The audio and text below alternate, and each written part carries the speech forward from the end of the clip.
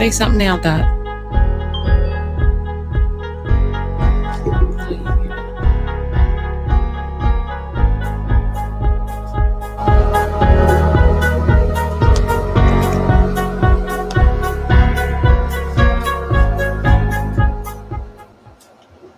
Hey, y'all.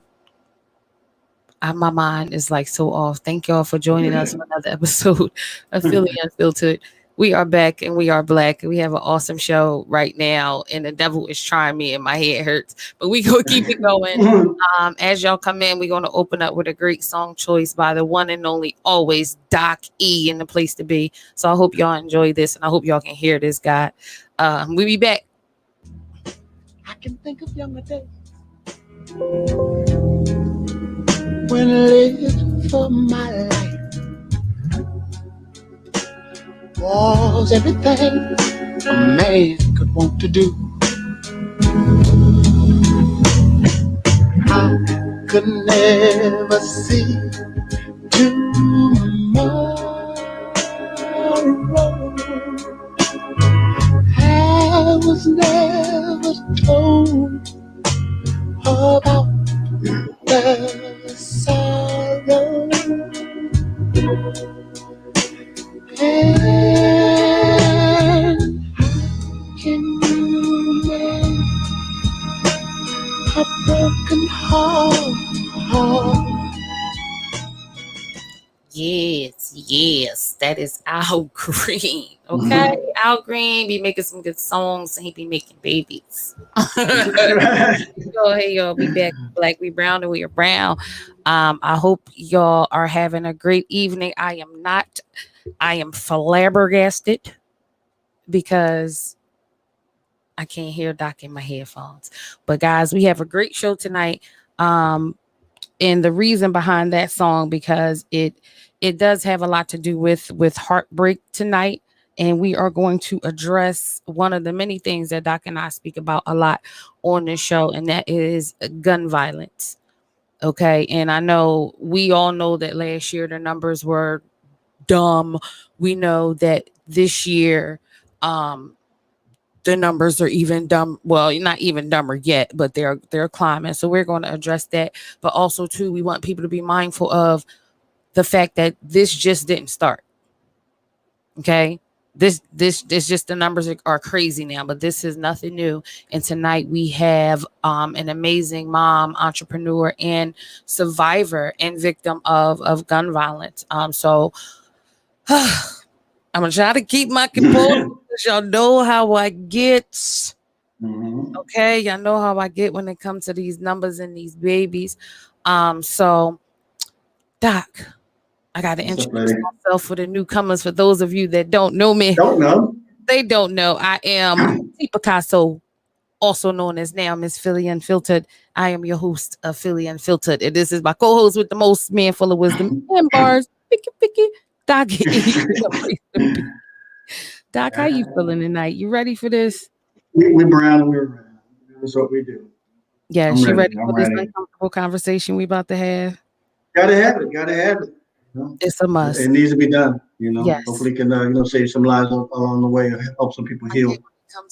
Absolutely, look at me, hearing myself. Yes, absolutely. So guys, we are going to get right into it. And again, if y'all see me looking off to the side, y'all know exactly what I'm doing. And what am I doing? Sharing this live, as y'all should do as well. If not the live, go back and share the flyer. Tag a person, send a person, just get it out there, because this information needs to be shared, and this show is about to be uncomfortable for a lot of people. But imagine a person that is on the panel to have the conversation.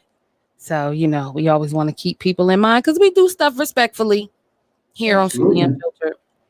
So guys, we're gonna get right into it. And what we gonna get into, I hope y'all can hear my spirit check. I hope y'all heard my harps, because this is getting like this thing is getting on my nerves. But we're going to get right into our spirit check, and my spirit is I'm a little everywhere with it, because it's a lot happening. And y'all know, if y'all been watching the show since October 8th, our very first show. Y'all know for a fact that this gun violence is a very touchy subject for me. No, I have not lost anyone to gun violence, but it does not make it any more touchy for me. So my spirit, I'm ready. I'm excited to have this conversation, and I hope it reaches someone to, set a different tone. Let's change the narrative. So that's what my spirit is. And guys, please remember to leave your spirits checks in the comments, because we can change your spirit. If it's bad in the beginning, we can change it to good throughout the show. So Doc, how's your spirit, Doc? I don't know where Doc went. Look at Doc. I'll be back. I'll be back. I'll be back.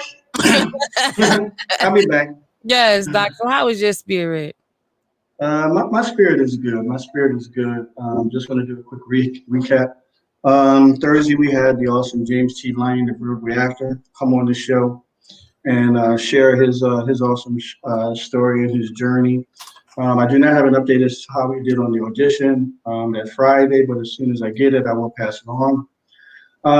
Shout out to Sharice Williams and Dante Palmer. They hosted the Coast to Coast Book Expo on Friday. So I went out there and kind of represented. Julie Unfiltered was in the building. Got to meet Mecca G, the darling queen that she is. Attended Andrea's block party. So it was good. And looking forward to, pressing on with the show we have tonight.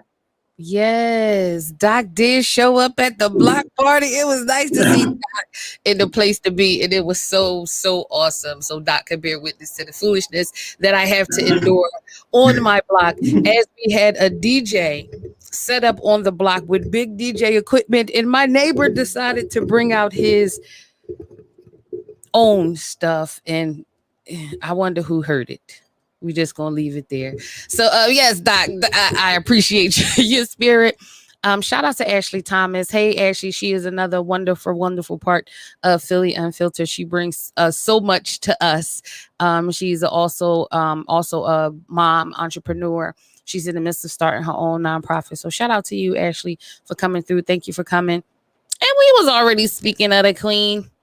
How you doing, Miss Mecca G? Shout out to you for coming through and sending all of these awesome people our way. And one of our guests was introduced to us from Miss Mecca G. So thank you for this awesomeness that you have given us, Miss Mecca. So again, people, please put your spirit checks in the comments. And as usual, y'all know what we do after I do my spirit check. What's this awesomeness that goes on? The news you can use with Doc E.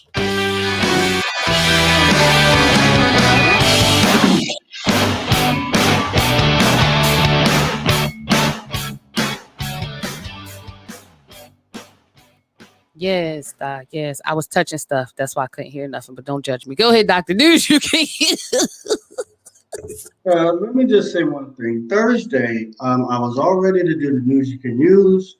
This guy came in here, he stole all my paperwork, and he did this like 30-second news you can use, and I don't know what the heck is going on. We're going with the real deal tonight.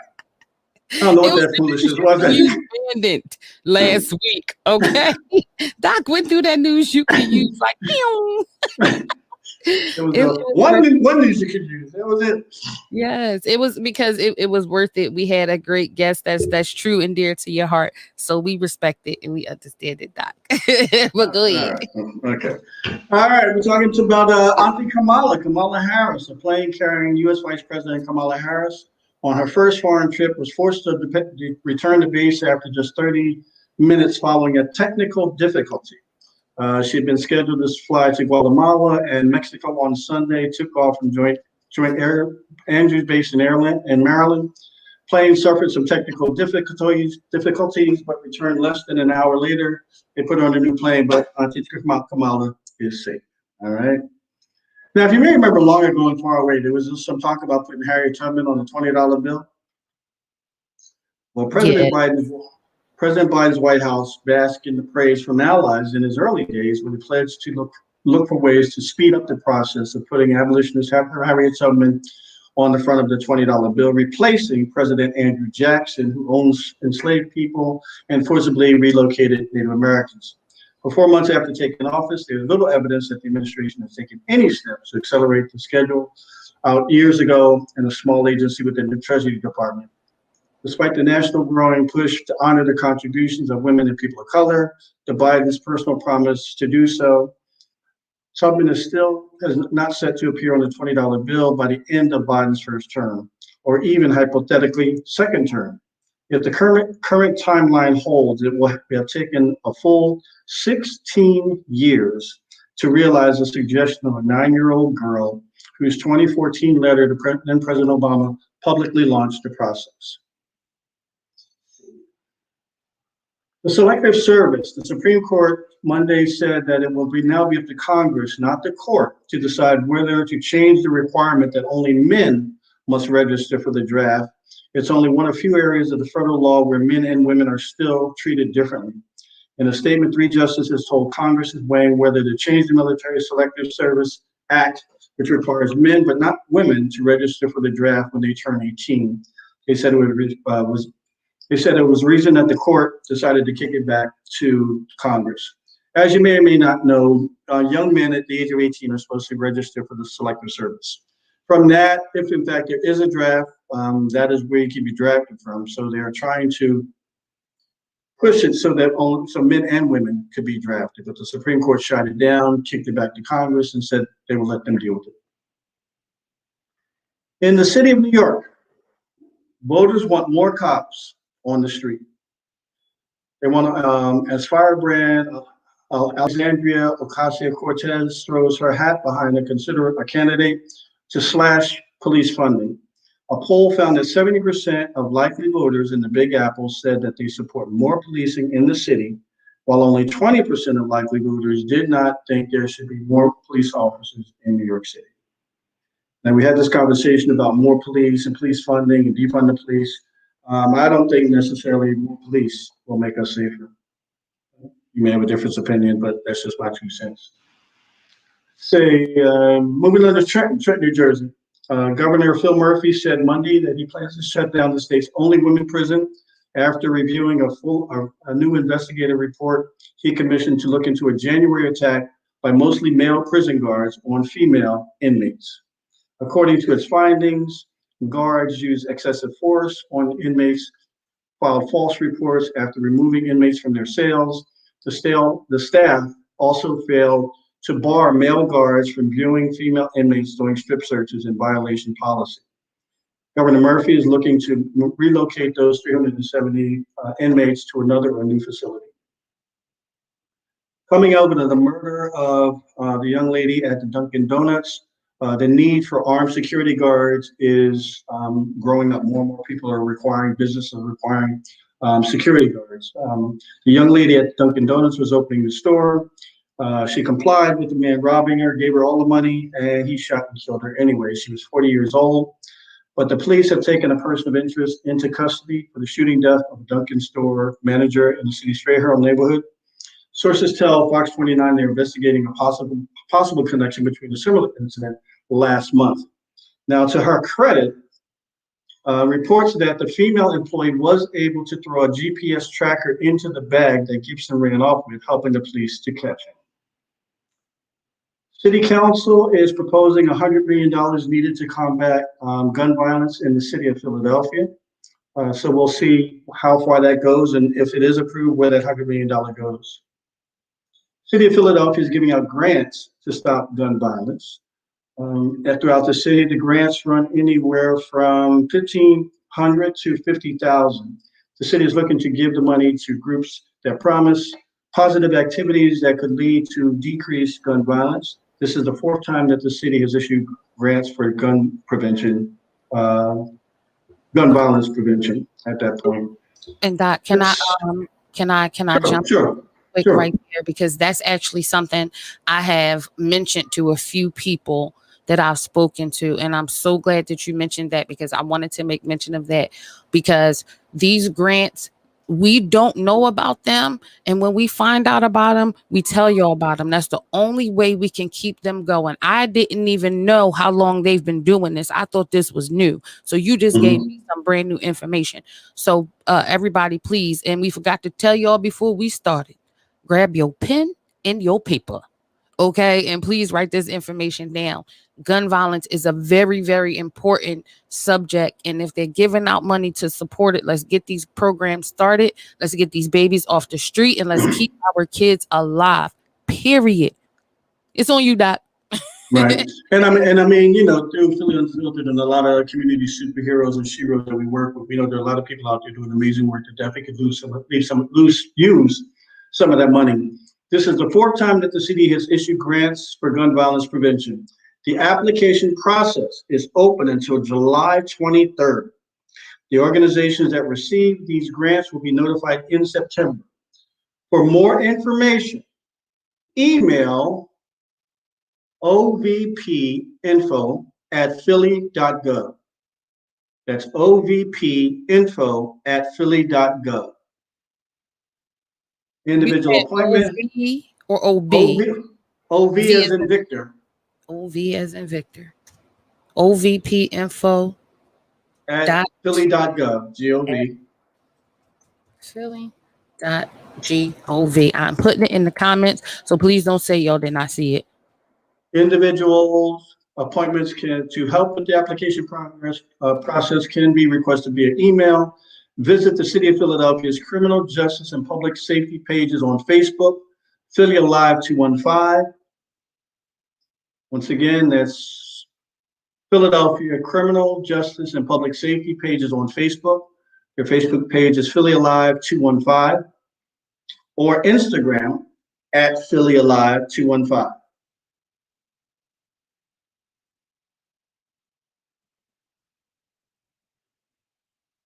I'm putting that. I'm trying to put that in the Okay. comments as well. That was on Facebook and Instagram. Yep. Philly Alive 215 on Facebook and at Philly 215, Philly Alive 215 on Instagram. Alrighty. It's called the Targeted Community Investment Grant. If you go to the philly.gov, there should be information there about this under the City of Philadelphia's Criminal Justice and Public Safety.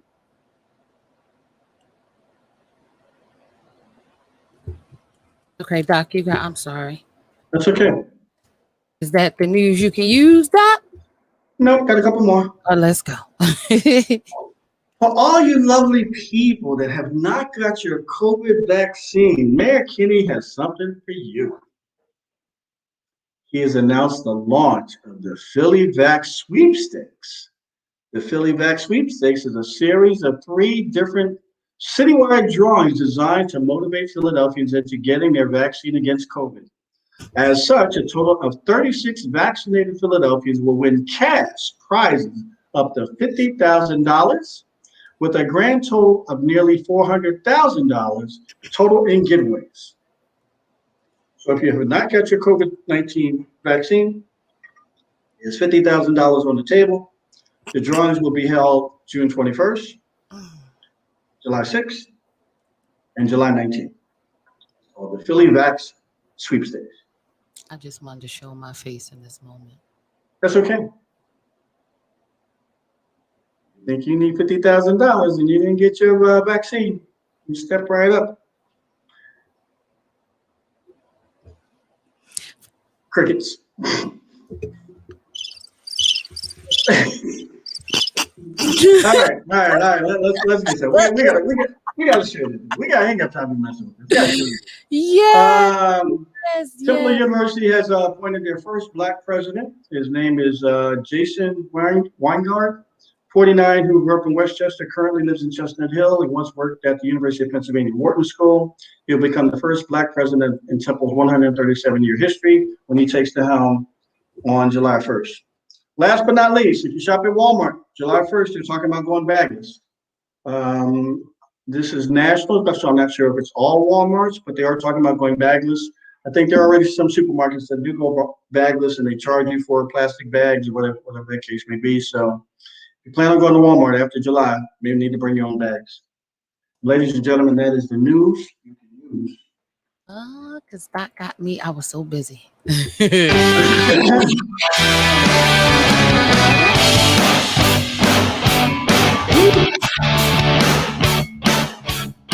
Yes. is the news you can use with Doc E and the place to be. Oh my God, so much happening, y'all. But I really, really hope that y'all paid attention to that grant information. If you are trying to do anything about gun violence, please, please, please, please apply for this grant. And guys, before we get into our guests and our panel, because they are all here, we're going to go into a couple of comments. Hold on.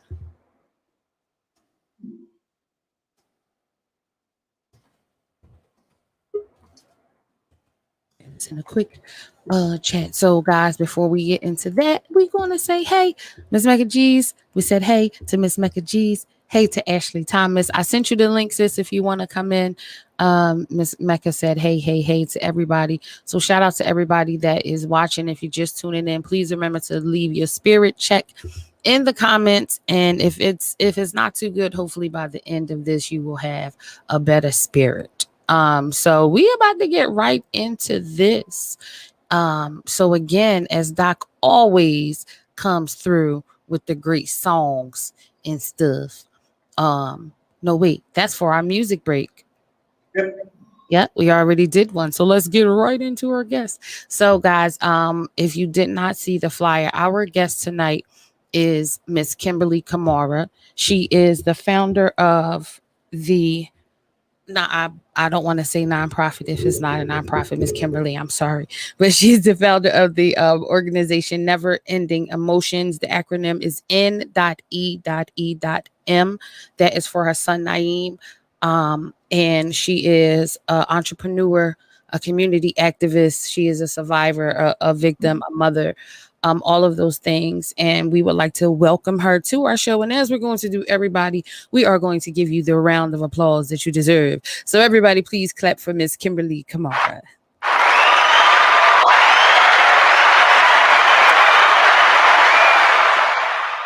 Hello, hello, hello, Queen. Hello. Thank you for coming. And guys, also we have a couple other women that are here to share their stories of their loss. So I am going to introduce them one by one right now, so you guys can see them and so y'all can see all of these beautiful queens. And I'm going to go in order to how everyone arrived. So hello, Miss Kimberly. Thank you for coming. And next up, we have Miss Betty. Okay, so before I get into that, these women are part of Miss Kimberly. You can do that part. Could you please let everybody know the women that are here with you before we act? I don't want to give them too much, but can you let them know where they come from? Moms Bonded by Grief. And what is that? What does that? We're an online organizations that help not just moms, but families deal with the loss of their loved one to murder, and we've extended it to other circumstances as well. Absolutely, and that is a great organization. So we have, next up, we have Miss Betty Newton. She is part of that group. So everybody, please give a round of applause for Miss Betty Newton.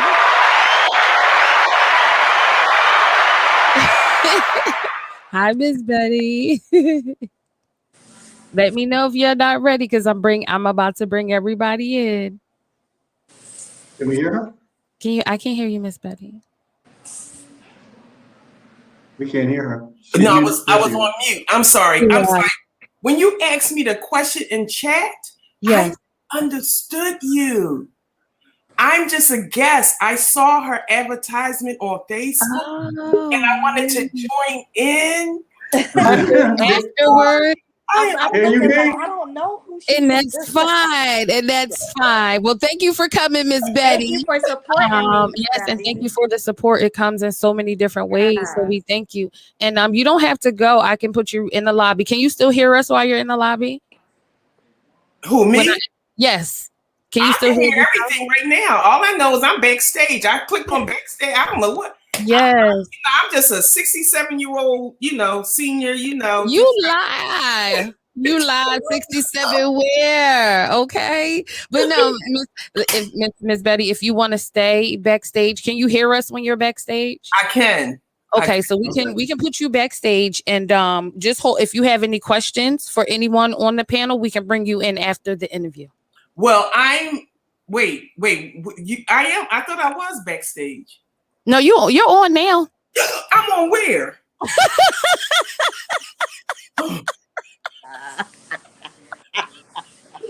Put me where you need to put me. I'm going to post Betty, this. I love you so much. I am going to post this so you can see this. This is hilarious. Oh, Miss Betty, that was the best reaction I've ever seen in my life. Well, Miss Betty is she is a guest. Miss Betty, I'm going to put you backstage. Oh, Miss Betty is so awesome. She about to bring me to tears. So we have Jaleesa. Is Jaleesa part of your group? She's my daughter. Oh, that just Jaleesa, do you want to come on or are you here to support? Please put something in the chats because I want. Okay, so before I bring anybody else on, everyone that is right here in that's backstage, if you are here as a guest to support, please let me know. But if you are from the support group, let me know so I can bring you on. But I still give everyone a round of applause that is here. Thank y'all so much. Thank y'all so much. And I think she should share because she has a different perspective than I do. Yes. And my heart just got so warm and fuzzy for that. So once I get the confirmations from everybody of who they are and where they stand, I will absolutely bring you guys in. So we can start with Miss Kimberly Kamara. And again, thank you for coming. And can you please introduce yourself to our friends and let them know why you're here, what you do, and this uncomfortable conversation. Let's get right into it. So I am Kimberly Kamara, wife, mother, author. Now I'm an activist. I was put in a position where my son was murdered. He was shot on 4th of July 2017 and died from his injuries July 5th, 2017. That's when our lives changed. Now we're learning how to live without Naeem Kyrie Johnson Tate, aka Neem, and our Sonny Boy. And it's been a struggle. It still is a struggle. We have our good moments, our bad moments. We have our moments of silence. It's a never ending emotion and it's a roller coaster ride. I don't wish this on anybody. I don't wish this on my worst enemy. I just want all these shootings and senseless killings to just end.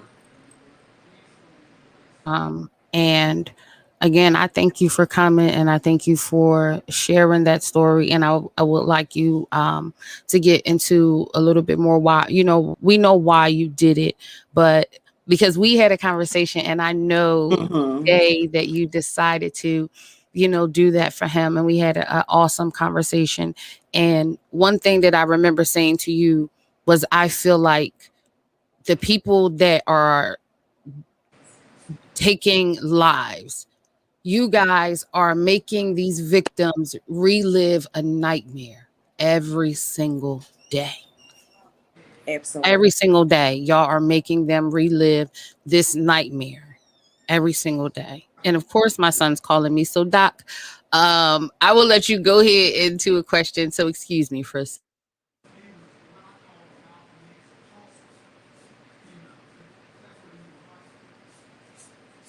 I can't hear you.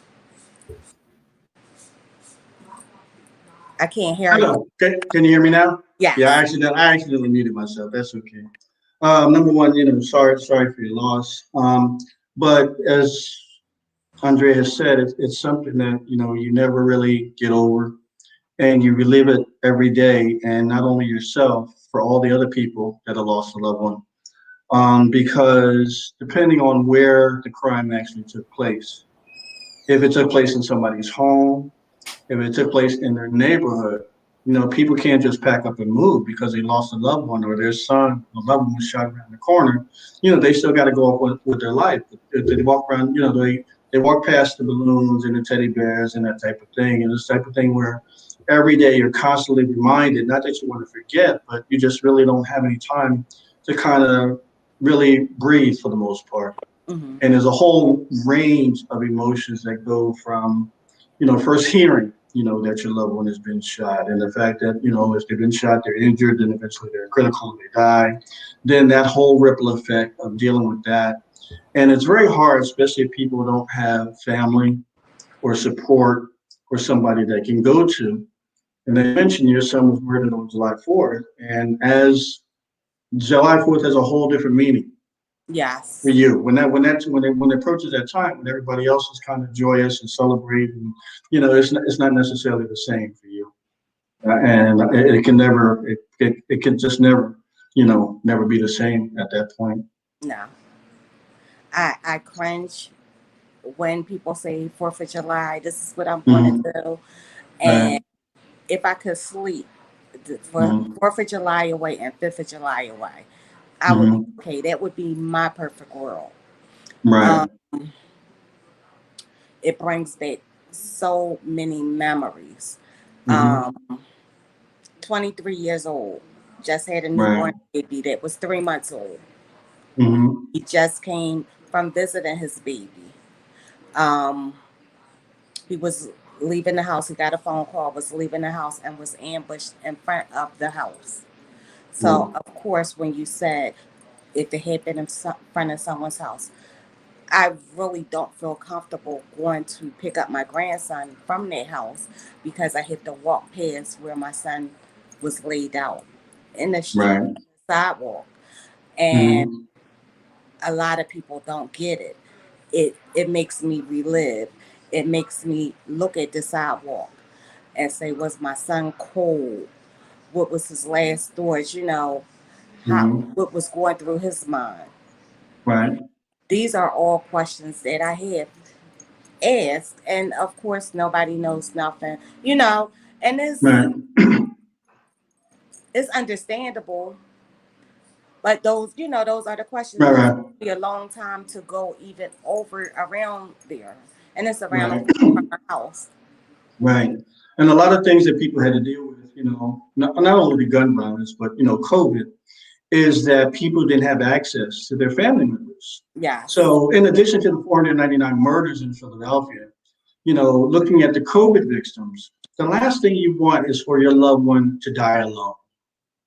And for you not to be there for them, and kind of even if that's God's will, it's God's will, but to be there to comfort them, that type of thing, as well. But when it happens, I mean, as a parent, I think we try to figure out what happened.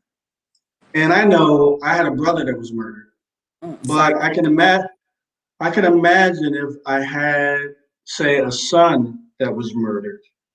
And based on where that would take place, I would just go into a sense where everybody's a suspect. I don't know who did it. Everybody's a suspect. Exactly. Because you don't know. It could have been a friend. It could have been an enemy. It could have been not provoked at all. Could have been just caught in the crossfire at that point. So you're looking at everybody's side eyes like, were you there? Did you have something to do with it? And trying to piece it all together. That is our life. Right. That is our life today. A lot of people know where we live. A lot of people don't know where we live. We stop giving things at our home because I don't want people to know our layout. Right. On my way going to the same place every day, I take a different route because I don't know who was who. And that's a shame. You have to live like that. And you have to. Nobody has to live like that. Yeah. You do have to be mindful of that. As I said earlier, and the other day when we spoke, I'm an 80s baby. I was born in 1980, 3 months into 1980. That was a crack era, people. And I still ain't seen this much death. Yeah.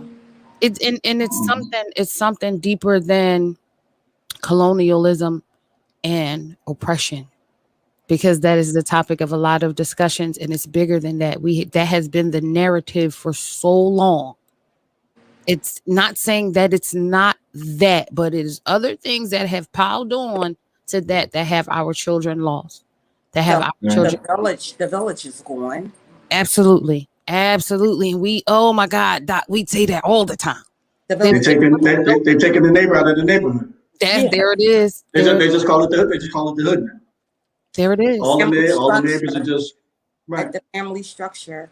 And yes, I know plenty of people that came from single parent homes, but they sat down and ate dinner together. That's out the window. Right. Home Right. cooked meals are out the window. Everything is instant gratification. And Yes. that's what's wrong with these kids. That's what's wrong with the community. Yes, They want the instant gratification, as you said. They want the bigger picture, but nobody wants to do the work nobody. or trust the process. And I'm not going to say nobody because we out here. You've been doing the work since you lost your son.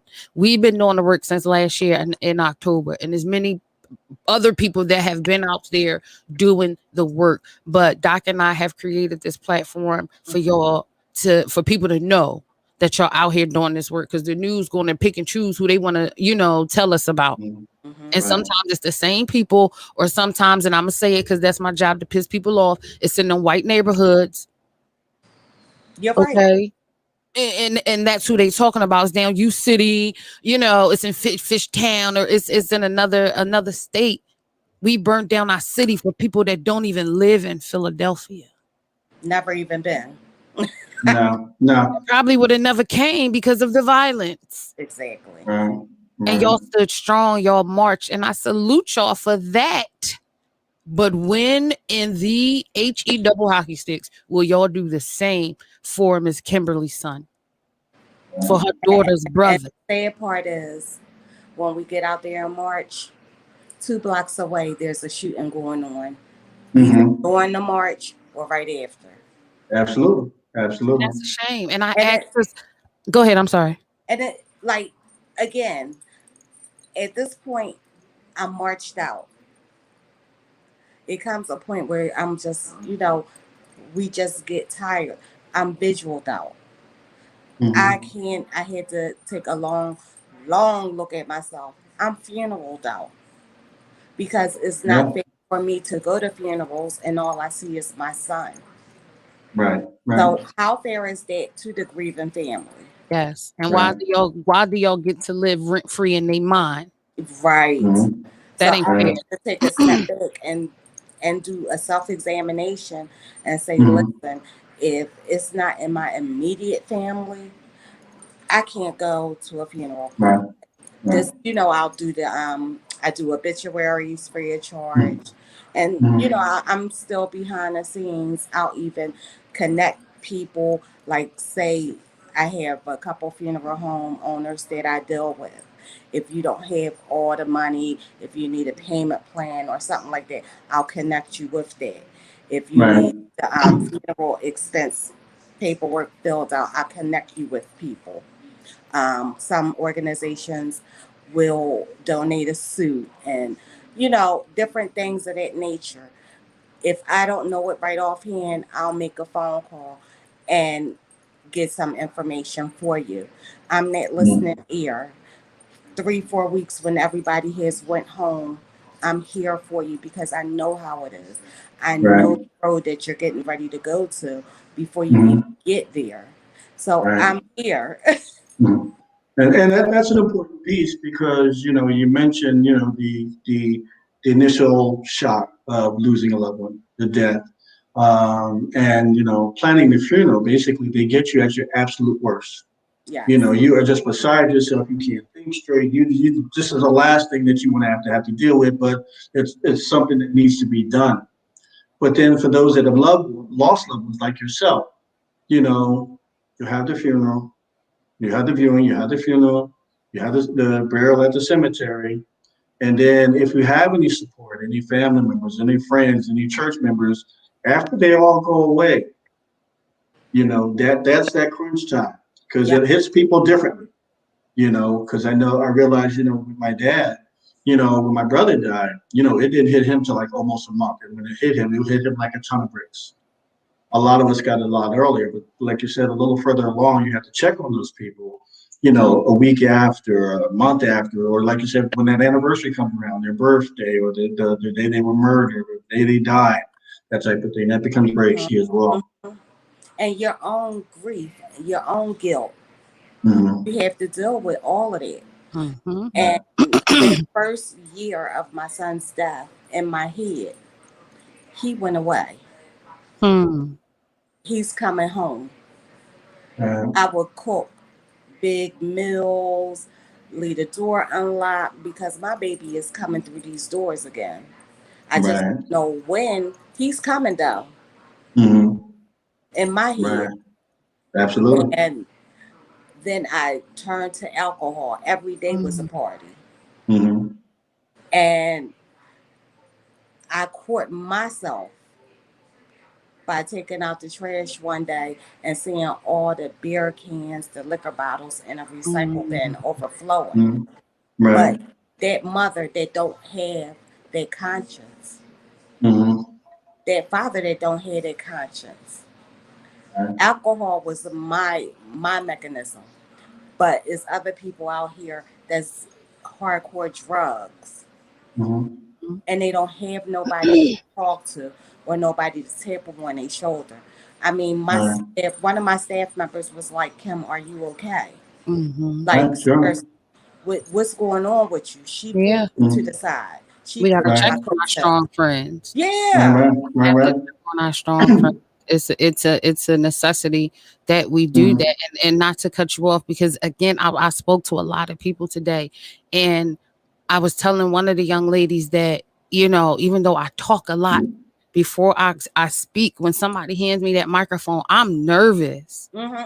And she was like, "What?" I was like, "My hands be shaking and everything." She was like, "You a professional." I said, "Girl, thank you. I make it look good, but it don't feel, good before I Mm-hmm. start." Mm-hmm. You know what I mean? That's how I was So before I got on. I'm like, oh, what time should I get on? Oh, it's 9:57. Look, I was yeah, anxious. I'm like, okay, I done did this yeah. over and over. I should know the routine by now. Yeah, but it's different and for you, because when you're speaking for your son, it's a different purpose behind it. You know what I Yes. mean? And now it's just like you're telling your story, you're telling the why of, your purpose and things like that. And it was something I wanted to also make mention of, because with your organization, like you said, you guys just don't deal with gun violence, you have extended it to people that have lost their children to suicide. So never ending emotions. That's my organization. Mm-hmm. Um, we just cover all types of deaths. Moms blinded by grief. They started off as murders, but I guess somewhere down the line, you know, it's changing as well.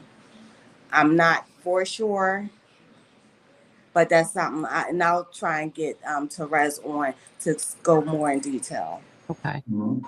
And, But my, never ending emotions, we were mainly online, and I put positive quotes up, and we just deal with all types of death, as well as talking to the families before death about the loved one, and their wishes. And it's one of those things that it has to be done. mm-hmm. So when it happens, at least someone within the family knows, hey, I got to call this funeral home. This is what I got, and Yeah. everything is done instead of we are so overburdened with grief. We can't work through nothing. Everything is Right. frustrating. Right.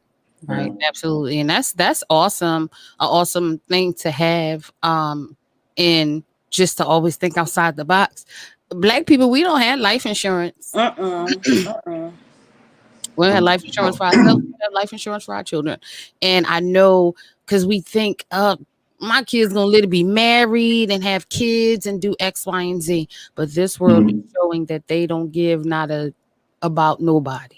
Mm-hmm. Right. So if you know somebody that knows somebody that can, and we don't need to have to give y'all a limb, a arm and a leg and a kidney And to that's pay for that's where this. my Mm-hmm. friends come in with the funeral home, Right. because we're not educated on how much a funeral should cost. Who's Right. going to see the casket? Mm-hmm. Right. After they die? Who's going to see it?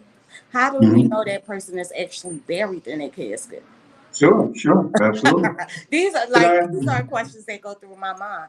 So when Right. I sat down with my girlfriend and she broke down the different costs of how much a funeral is, and before my son passed away in 2014 to 16, I'm gonna say the average funeral from them was $5,000.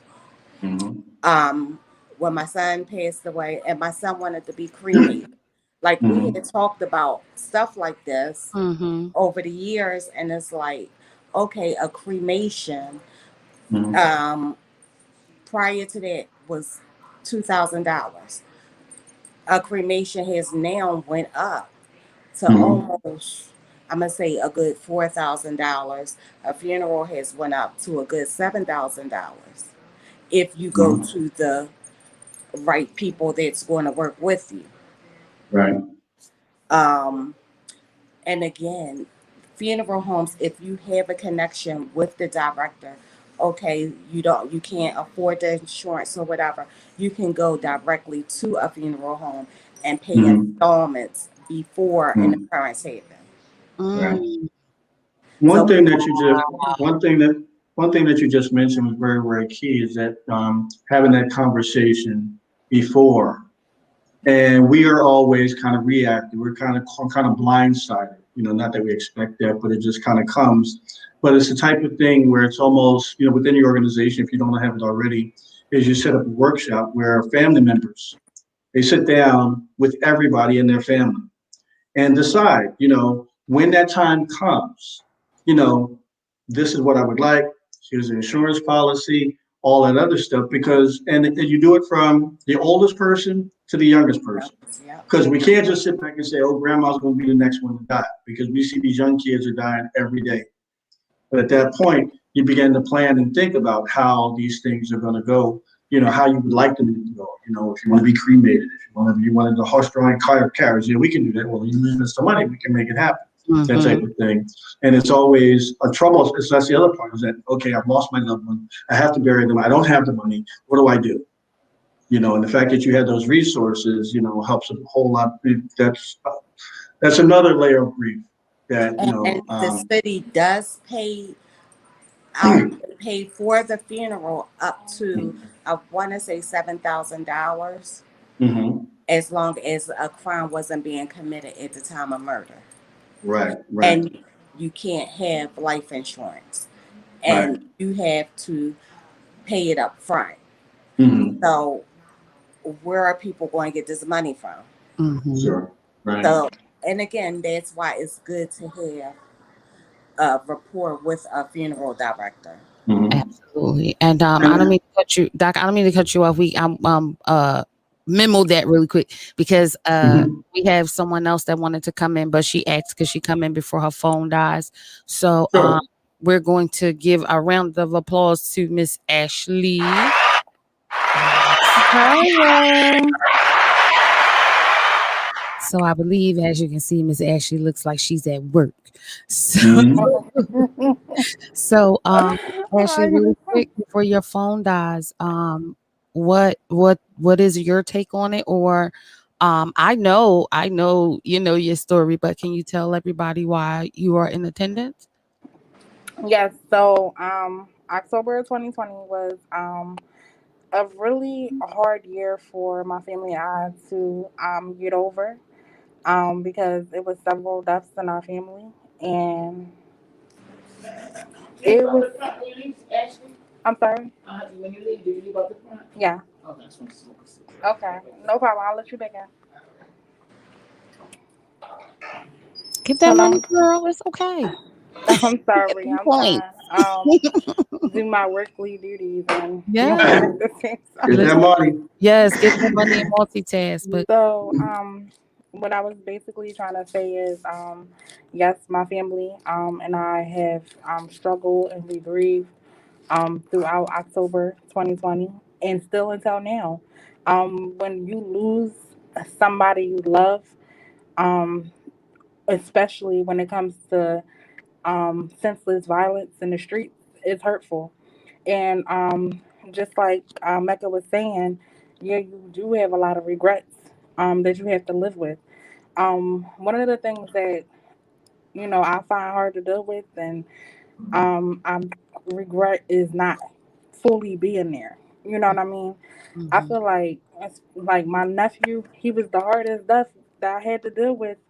In October, because we were so close, and the fact that I kind of knew his circumstances, um, to a certain extent, and I feel like I could have removed him from that situation. But we get busy in our everyday lives, and only care about the things that you're going through instead of pulling somebody else out of a situation that could have possibly saved his life. You know what I mean? Um, so I feel like I don't want to blame myself, but at the same time, I hold myself accountable.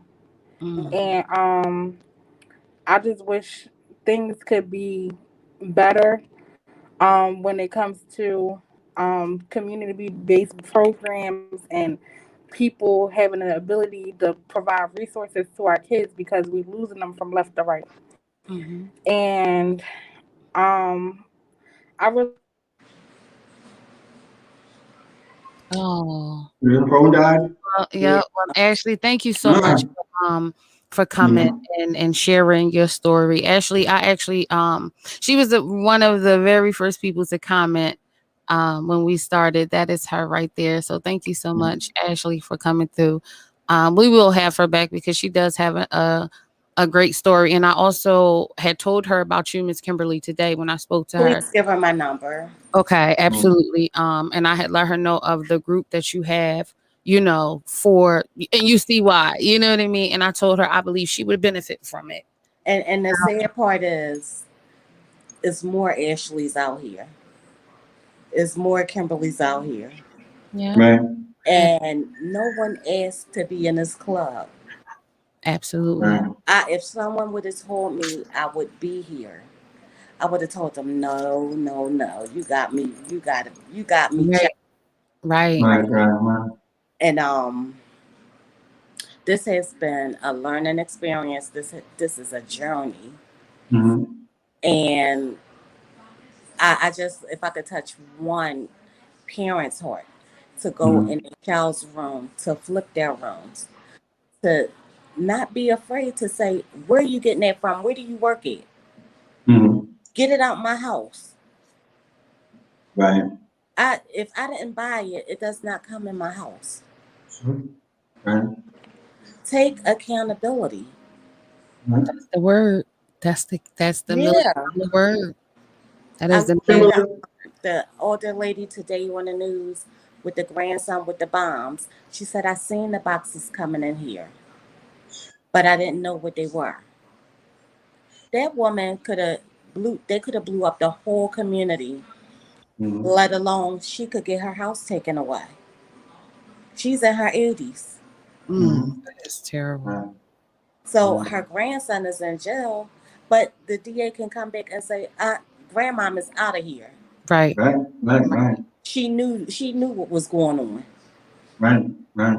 That's Because a So lot of those houses. yeah, when are we going to say, put our foot down? Hey, you don't Mm-hmm. get out my, I'm not, either you Right. go or I'm yeah, calling the cops, or Right. I'm Right. doing both. yeah. Mm-hmm. I've called the cops Right. on my son. I've put my Mm-hmm. son out. Mm, Right. He was on parole. Guess what I did? I went to the parole officer. Right. Right. I'm not that mom. Mm-hmm. When I No. seen the turn in him, I sent him away. Right. mm, Because. I did everything possibly that I could do. And if I couldn't do it, I had parents that stepped in. I had mm. aunts that stepped in. I had cousins that stepped in. Right. I Mm-hmm. have a village, and they still Right. step in. And my kids are 30 and 29. Mm-hmm. And Right. I tell my children, tell me the truth, because Hmm. if you lie to me, I can't help. If Right. you tell No. me the truth, regardless of how you Mm-hmm. think I might take it, I Right. can't help. Mm-hmm. Absolutely. Doc, what were you about to say? Miss Kimberly, with all your efforts in there, definitely it's an awesome task. It's an awesome undertaker. But how do we reach out to the people that just suffer in silence? Mm.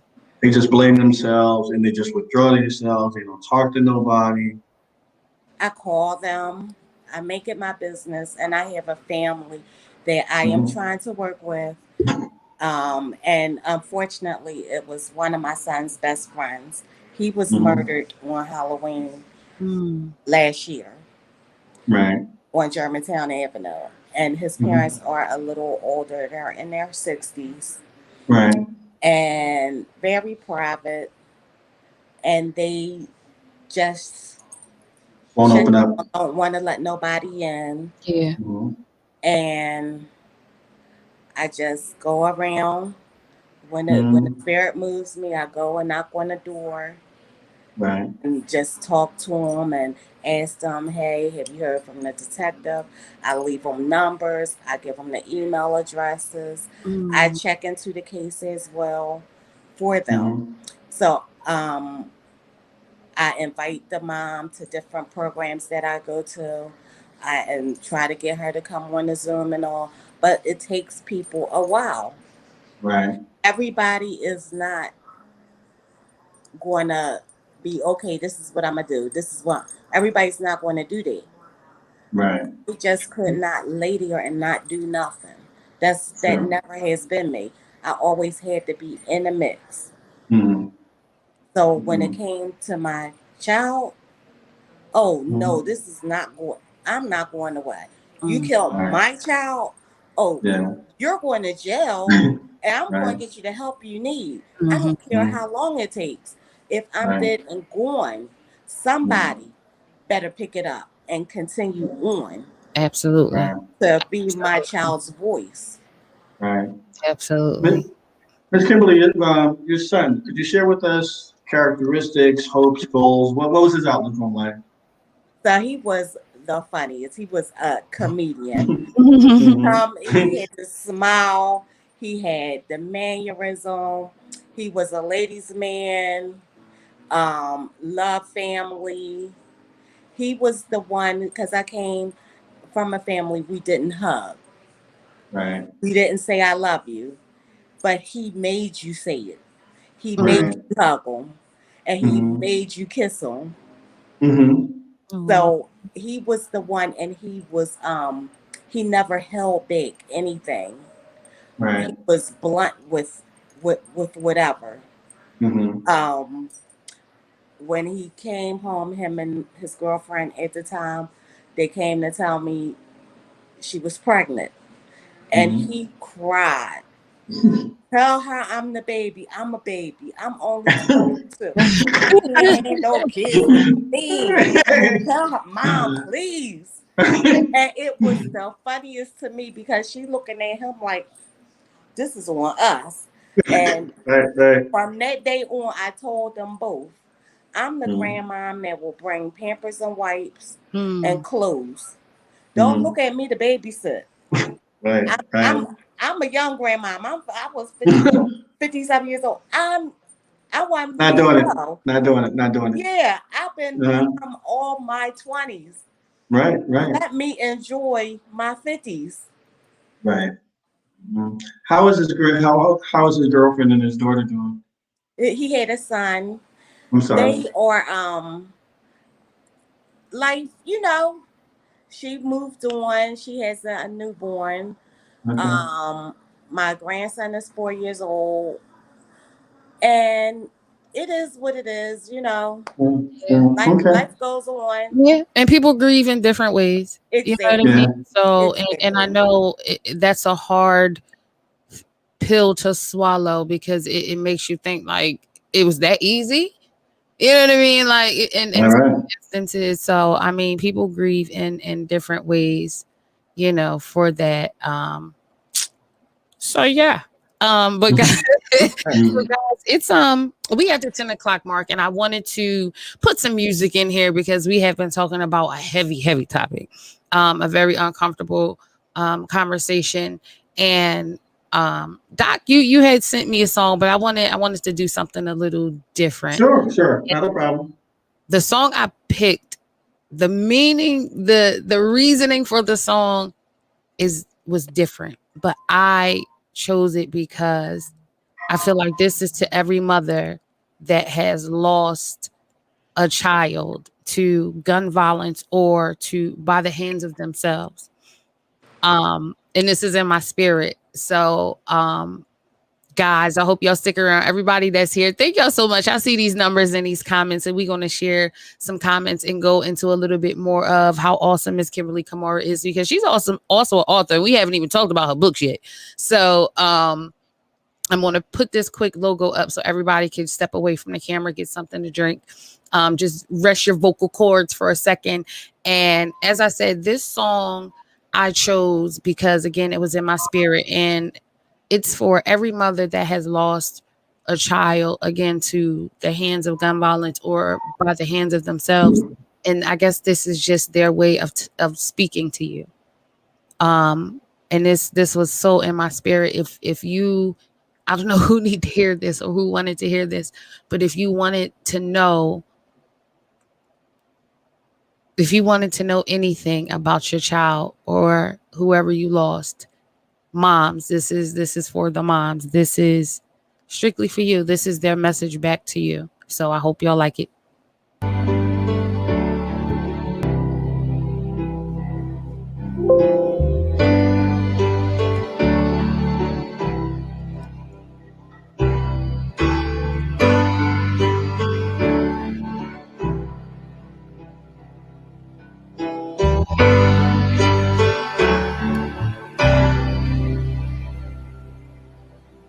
You taught me everything and everything you've given me, I always keep it inside. You're the driving force in my life. Yeah. There isn't anything or anyone that I could be, and it just wouldn't feel right if I didn't have you by my side. Oh, you were there for me, to love and care for me when skies were gray. Whenever I was down, you were always there to comfort me. No one else. So y'all know we can only do 30 seconds because Facebook be hating. But again, I felt that in my spirit because sometimes I know a lot of parents didn't get that last word, that last hug or whatever it is. And in my spirit, it's for every mother. Just know that they love you. They appreciate you, and you did what you could. You did your best. You absolutely did your best. So let me come back. Let me take this off of here so y'all can see. Hey, there we go. But yes, that is for everybody. That song, I just felt that y'all needed to hear that, moms. Y'all needed to hear that they love y'all. And me and Miss Kim, we was talking today, and Miss Kim was like, well, wait a minute now, you don't even know me. I said, I know, take it to Jesus. Listen, that conversation resonated. I'm so glad. Thank you so much. You're very welcome. Right. And even in that, I want y'all to believe that I am as nervous as I am before I step in front of this microphone when I have to minister, because I never want to give the wrong information, and when I do say certain things and the person is like, oh my God, well, let me tell you, I'll be like, Lord, you do so much, so that's always my confirmation. And I thank you for listening and trusting, what I said. And I know you took it back to God. So I thank you and I trust you. And I love you so much for that. Because when y'all don't listen to me, I'll be mad. I get so mad, But again, thank you everybody that came in, that is watching right now. Thank you guys for all of the comments. I was putting some up because some of these words were awesome, like accountability. Okay, we spoke of accountability, and Shanika Goodman said denial is another issue. It is. It's a very, very important issue. And it was something I wanted to kind of segue into. As Black people, for one, we don't like to be accountable for anything, and we like to point the finger. So I'm going to say this. When we speak of generational curses, a lot of times we always say, I'm not going to be nothing like my mother. I ain't going to be nothing like my father. And then we turn out to be exactly who they are, but we just have on different clothing. So even in our children doing the wrong thing, we also too have to understand where we may have dropped the ball. We may have been focused on one particular point and we forgot the other points. You know what I mean? If that makes sense. Like we have to address everything. We have to be visual for everything because we were all born into sin. We were all born into broken. So if we never addressed, admitted, or was accountable for the brokenness before we had children, we now put that burden on our children, along with the other burdens that they face as children and other burdens that they face in the society and the community. But we don't address any of those things. But we will point the finger, and it's time that we stop doing that because we are losing our children in rapid numbers. It ain't the white man's fault. Yes, they may have supplied the guns, but when they get even because I was having a conversation with somebody and I love that debate. It was so awesome because she like, but no, the white man, we ain't got no boats. My grandmama said we don't own no boats and ships and all that other stuff. And the white people bring this stuff in here. I said, you're absolutely right. But when they put that crate down with them guns, who picks them up? Who loads them? Who pulls the trigger? That's the part we keep leaving out. We stay at the white man brought it. He is the blame. Just like Coke, when they bring it, who opens it up and lays it out and do whatever you got to do to snort it? Who put it up your nose? You. That's your free will. That's your choice. And we don't want to blame our black people for our bad choices. And the other part of that is with all those that we have lost to gun violence, suicide, whatever the case may be, you have to realize that the children are watching us. They see this every day. And they're looking at us like, why is this going on? Not only why is this going on, what are you doing? You know, you're supposed to be my protector. You're supposed to look out for me. And this is the battle zone I have to walk through to go to school, to go to the store. I can't go to the playground. I can't sit on my porch. Right. And the children are traumatized too, because it came up in one of the community meetings. Is that say, somebody gets shot in a drive-by, whatever, and this 8-year-old kid is standing watching this dead body in the street. And you really expect that child to go to school the next day and be fine? Yeah. No. Even their friends. How about when they watch the news? The parents, my father always turned the news on, and I don't watch the news to this day because it's depressing. But they sitting there watching. What if one of their friends come across the screen? Everybody's dealing with trauma. Our children are actually dealing with trauma, and we come from the days of do as I say, not as I do. We don't live like that no more because they seeing what we do. They got access to internet. They got phones. We bought them phones, tablets, and we're giving them access to what we do. TikTok. Weapons of mass distraction. I'm not my son's friend on TikTok.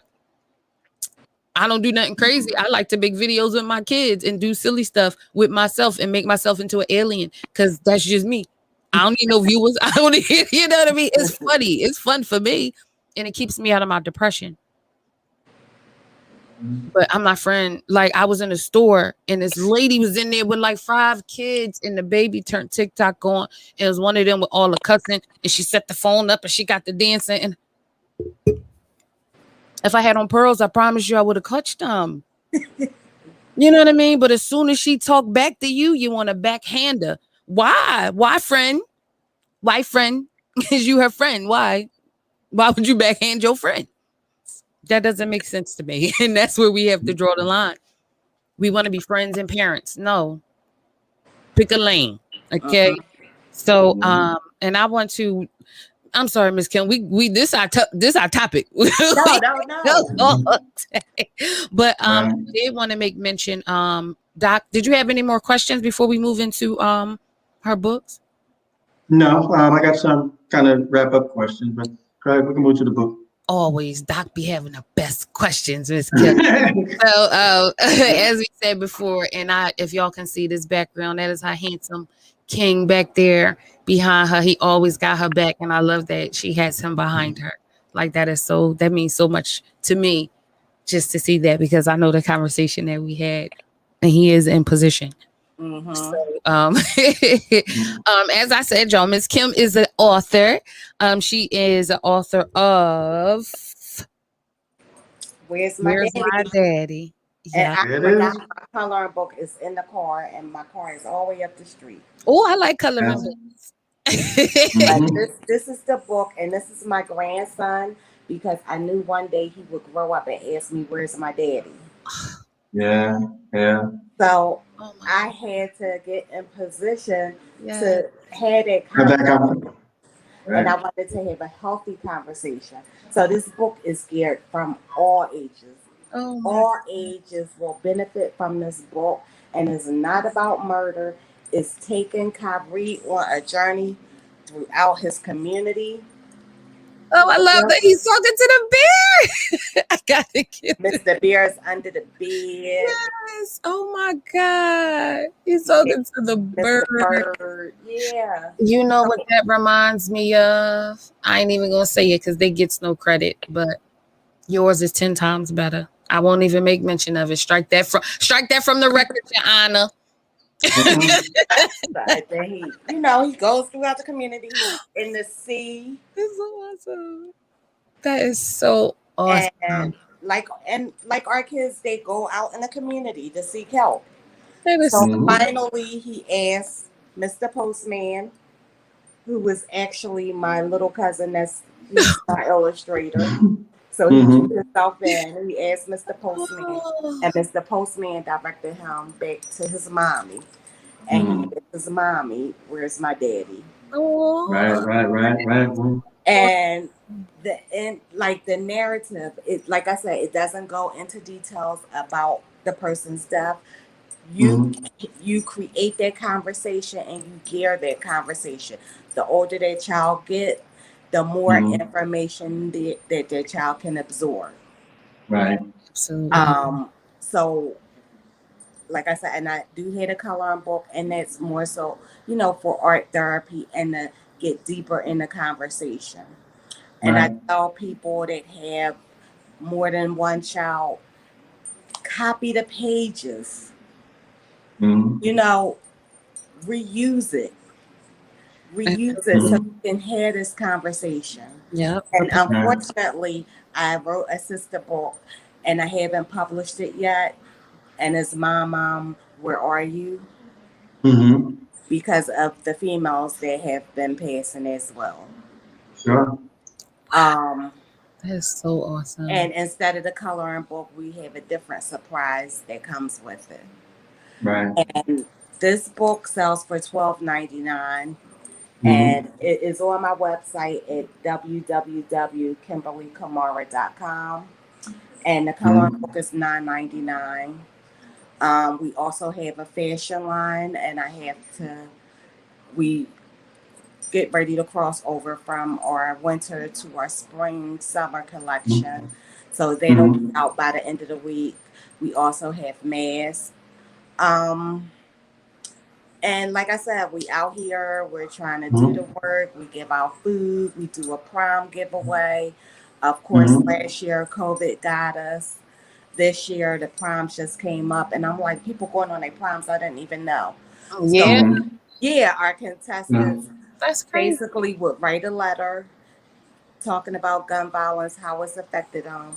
And half of the time, I don't even read them. I just pick Just one send it, out, right. Mhm. Right. and this is Right. the winner. And then I'll have the winner read, and we dress that person from head to toe. Right. Right. We also do a blue gala, and we couldn't have it last year, but that offsets our prom giveaway.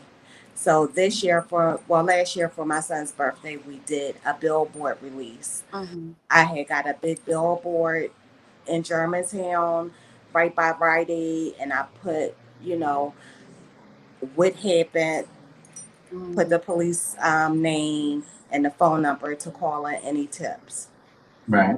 And then we gave back to the community. I made fish or chicken, greens, and potato salad. And we also did the share food giveaway. And we had speakers out there. And we did it in Washington Lane and Topahaca. I used to live in Germantown. I grew up in Germantown. We moved up there in 1989. Okay. I lived on Penn and Belfield. Okay. Yep. So that's awesome. That is so awesome. So guys, y'all heard that. And y'all know once they open up outside again officially, you know, we doing things. We doing big things. We got so many community superheroes and sheroes out here. Miss Kimberly, you said you had you were working on another book. Did you want to make mention of that? We still keep that it's a secret. Mom, Where Are You? And it's basically the same concept. No, the one we were talking about on the phone. Which one? The Zoom. Do you want to tell them about the Zoom? The documentary? No, the Zoom on the 17th. That's the documentary. Okay, yes. That's another documentary. So I have 2 documentaries. So I'm in one called Letters to My Son. Please tune in. I got to send you the link. You have to register. It's a free event.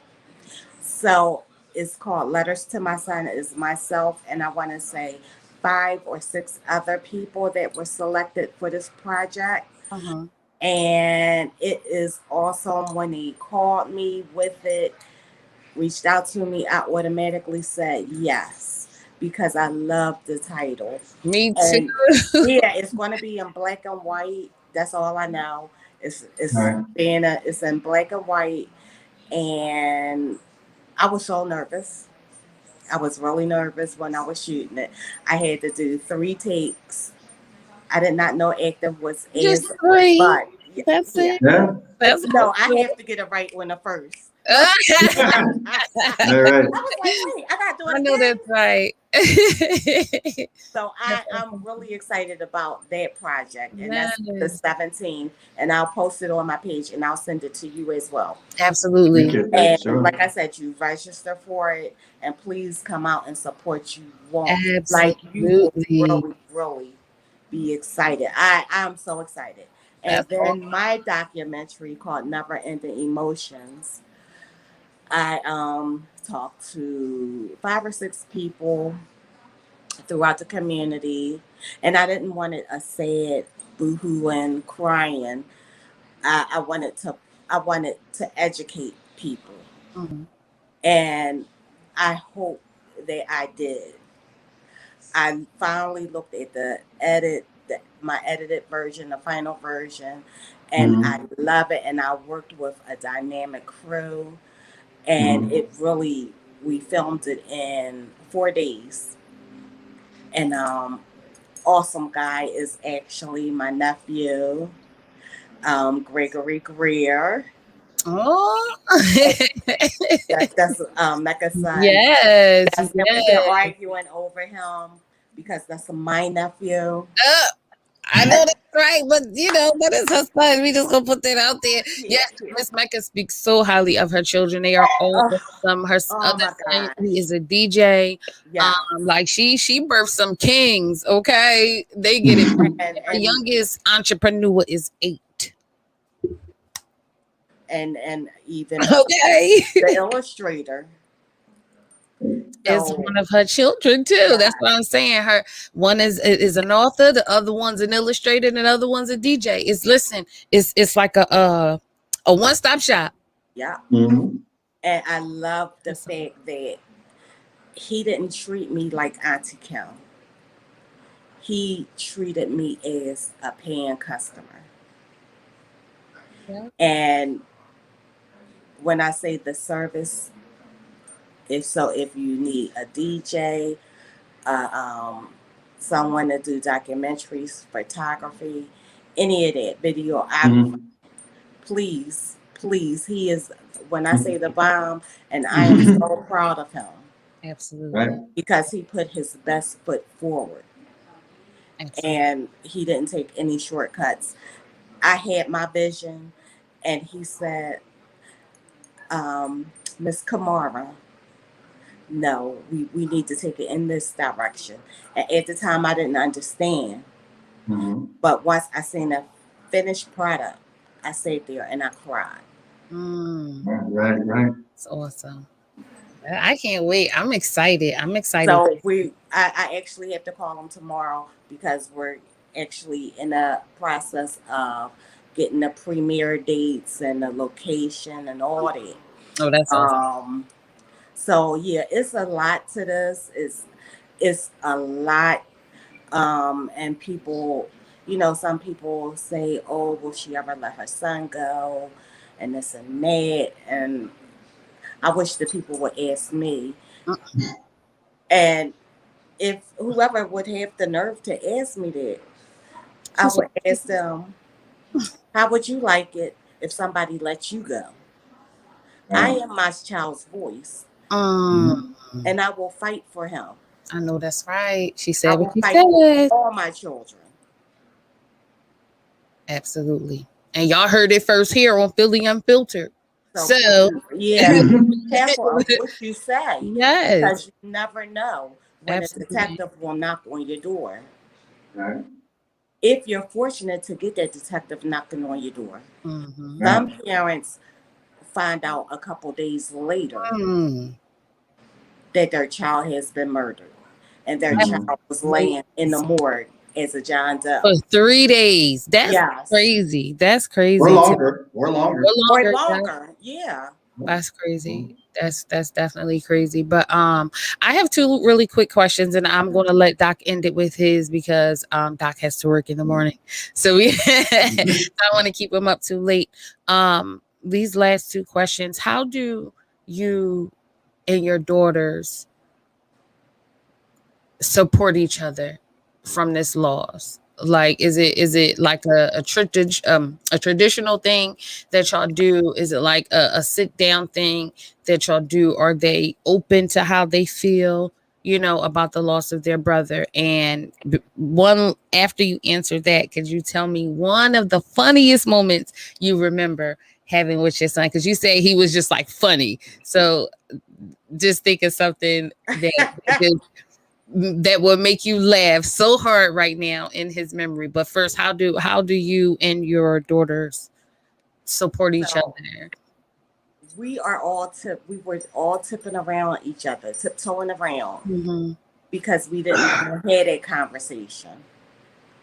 And it would take one of us to explode to have a conversation about what's going on.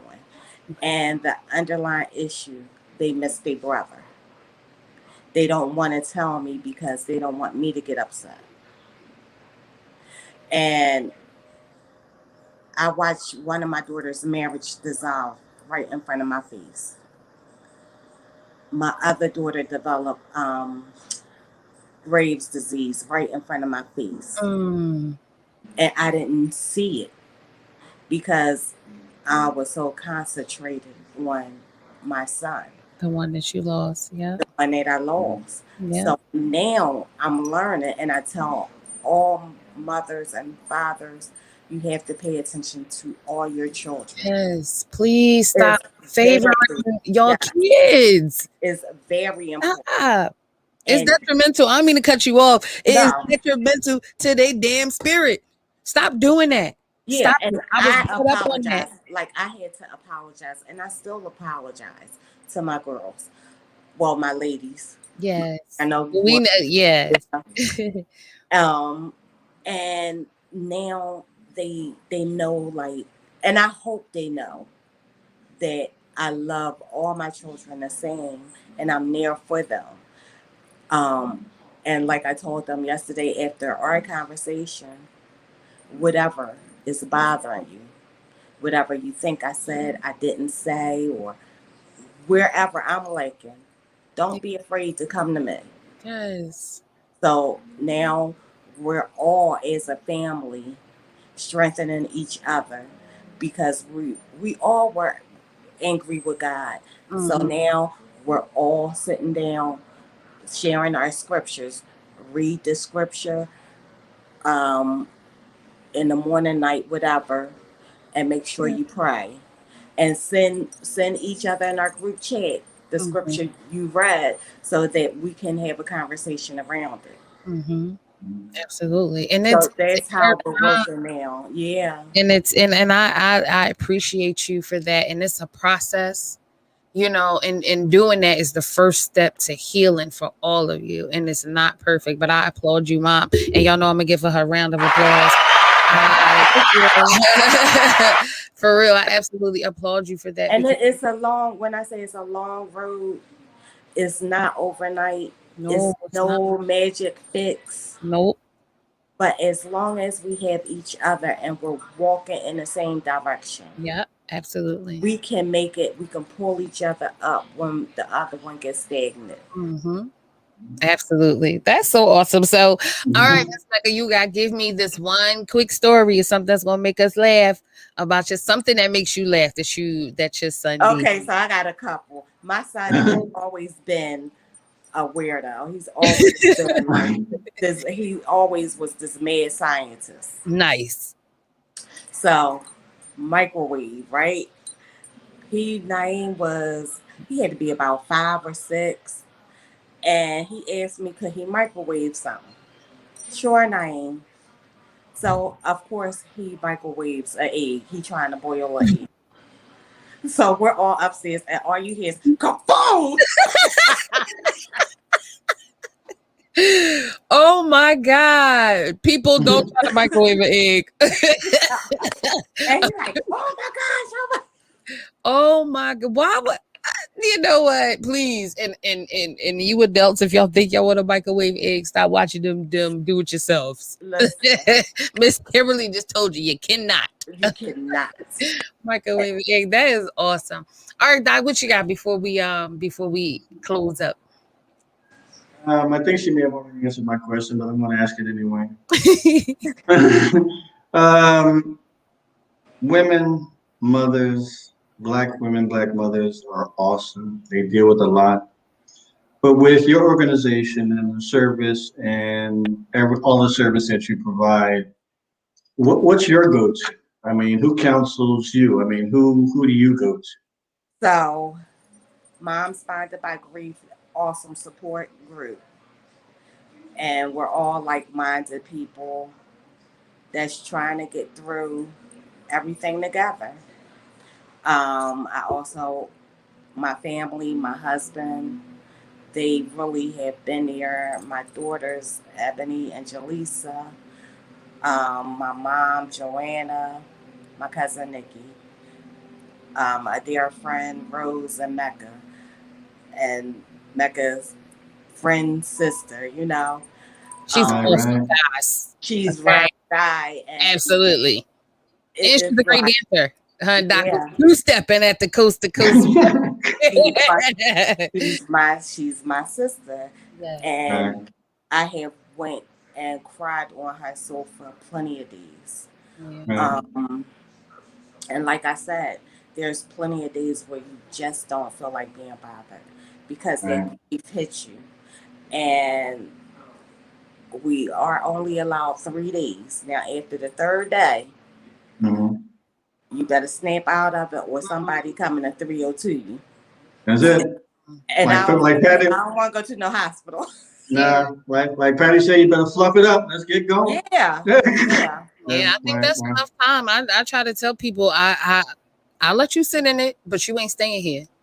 And that is so easy to go into that depression. Right. And let me tell you, a couple weeks ago, I was just MIA. And I couldn't deal with it. I couldn't deal with nothing. Everything kept moving. Kept moving. My anxiety was kicking in. I was scared to go outside. So I'm running to my car to go to work. I'm running back in the house. That was the gist of my day. I literally had like an anxiety attack. It came out of nowhere. The thought of everything opening back up, all these murders, everything it felt like everything was crushing and I had no control over it. Right. So, yeah, I had to sneak away in my quiet place. And I stayed there too long. Right. And now I know I can't stay there.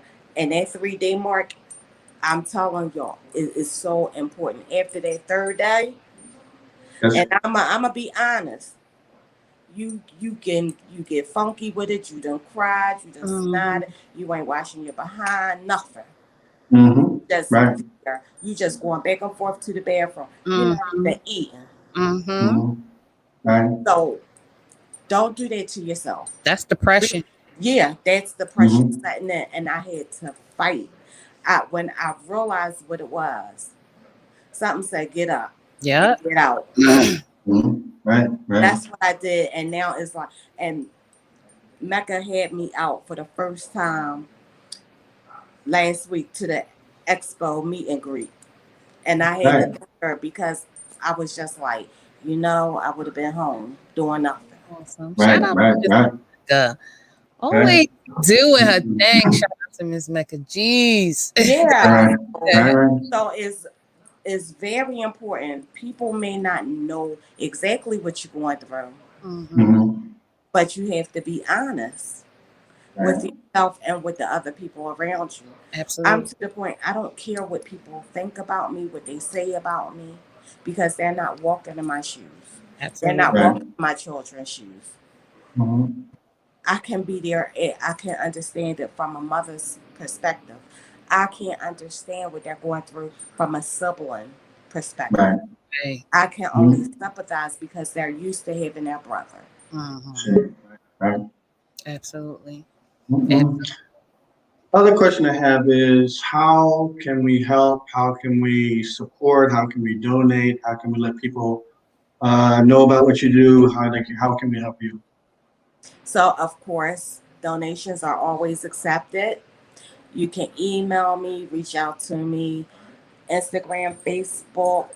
I think I wrote that down. Her email address is going across the bottom of the screen, guys. It's Kimberly Kamara website. That's the website. Yeah, I'm trying to find the phone number. So I wrote it's, it down. I'm on the phone. I'm like, I'm trying to See, that's why, because it's getting late. We all do so much. Everybody. So I'll just give you my number. It's 215-868-9843. Give it to me one more time, Miss Kim. 215 868 868 9843. 843. We have the books on the website, everything. So, and the money, like I said, it goes to helping other families. Even buying a repast meal. Sure. The little things that they don't do no more. Taking over the meals for the bereaved family before the cannibal. Yes. Remember back in the day, people used to bring food. Oh, they don't do that no more. They used to bring. You ain't never had to cook at no repast. They don't do that. Terrible. Miss Betty, before we close out, did you have any questions? Can you put in the chats if you had any questions? Because I didn't want to end without letting you speak your mind and your piece. Doc, do you have anything else? I'm good. Okay, awesome, guys. So at the bottom again, I have all of Miss Kimberly's information going across the screen. The name of her organization is NEEM, NEEM, Never Ending Emotions, and that is for her son that she lost in 2017 to gun violence. We also have her website, www.kimberlykamara.com, where you can see all of the work that she's done and is doing. Anything else right there on her website. Check out this documentary coming out.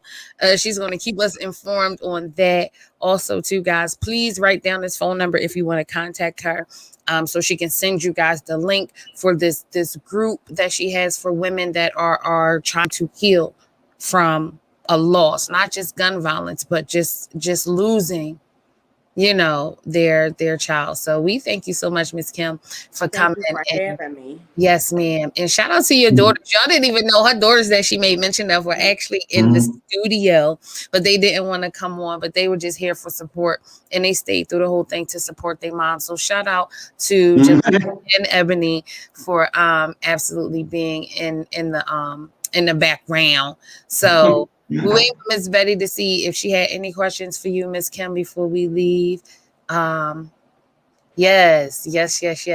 Well, Miss Kim, I think if you go in the chats, that is directly from you. That is directly for you. And we thank you for those encouraging words, Miss Betty. And we thank you for joining us tonight. And hopefully you will come in again when we talking about something that's, that make you want to come on screen and tell them what you're going to tell them, Miss Betty. You cracked me up. When she said, what am I on now? You on Miss Betty? She was amazing. I swear. I thank you for that laugh. And we thank you for coming.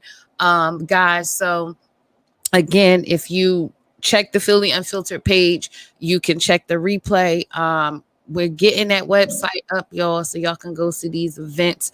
We're gonna go through these events that's coming up. I might do a quick live tomorrow because there's a lot coming over. Check us out on Thursday for our community superhero and Shiro shout out, guys. And we are going to end this on a little bit of a higher note. I love this song so much. This is by an artist named Raybekah, Raybekah, and she is a reggae artist. And this song, it has everything to do with what's going on. She speaks about the coronavirus, the social injustice, just the death, and it's just a vibe. Okay, so we gonna end on this vibe. And again, we thank all of our guests for coming. Miss Kimberly Kamara. I always think my co-host Doc E in the place to be, full of wisdom in bars. Guys, don't forget to check us out again on Thursday at 9 p.m. live from YouTube, Facebook, and Twitch. And when we come back for our third season, we gonna be straight into Instagram. So guys, I hope y'all had a great time. I hope y'all were informed. We love y'all. We thank y'all for all of the support. And I hope y'all jam into this song. Good night, guys. Bye. Rebecca for the boys, stepping out the area. Doctor. Put the finger down if Corona done, they make you catch country. Yeah. Put the finger down if you miss your man and your fine baby. Oh, hey. Put the finger down if you don't feel wait for Corona to freeze. Yeah. Put the finger down if you want to party after party. Oh, hey. Put the finger down if you miss solo show where they stand for streets. Yeah. Put the finger down if you miss the life and the things you did. Oh. Put the finger down if isolation don't tire you and me. Yeah. Put the finger down. Yeah. Me, I want to look in your eye.